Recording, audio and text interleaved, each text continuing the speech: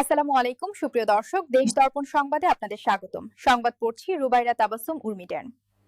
ইনকিলাব মঞ্চের আহ্বায়ক শহীদ শরীফ ওসমান হাদির পরিবারের প্রায় সবাই আলেম। ৬ ভাইবোনের এ পরিবারে প্রায় সবাই ধর্মীয় শিক্ষা ও শিক্ষকতার সঙ্গে জড়িত। জানা গেছে, ঝালকাঠির নলছিটি উপজেলায় খাসমহল এলাকায় জন্ম শহীদ ওসমান হাদির। তার বাবা মাওলানা আব্দুল হাদি ছিলেন মাদ্রাসা শিক্ষক। হাদির বড় ভাই মাওলানা আবু বক্কর সিদ্দিক বরিশালের গুঠিয়ার একটি জামে মসজিদের ইমাম ও খতিব। তার মেঝো ভাই মাওলানা ওমর ফারুক, তিনি ঢাকায় ব্যবসা করেন। ওসমান হাদির ৩ বোনের স্বামীও শিক্ষক এবং আলেম।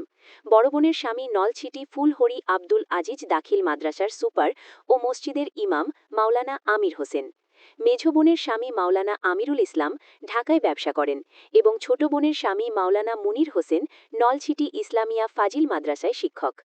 জানা গেছে, ওসমান হাদির শিক্ষাজীবন শুরু হয়েছিল ঝালকাঠির এনএস কামিল মাদ্রাসায়। পরে প্রাচ্যের অক্সফোর্ড খ্যাত ঢাকা বিশ্ববিদ্যালয়ের রাষ্ট্রবিজ্ঞান বিভাগে ভর্তি হন।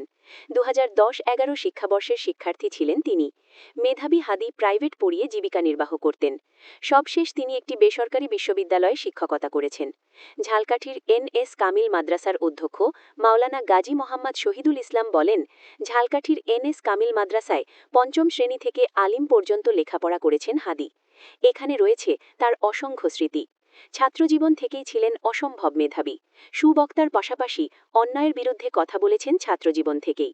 প্রসঙ্গত, গত ১২ ডিসেম্বর ঢাকার পুরানা পল্টনের বক্স কালভার্ট রোডে শরীফ ওসমান হাদিকে মাথায় গুলি করে দুর্বৃত্তরা।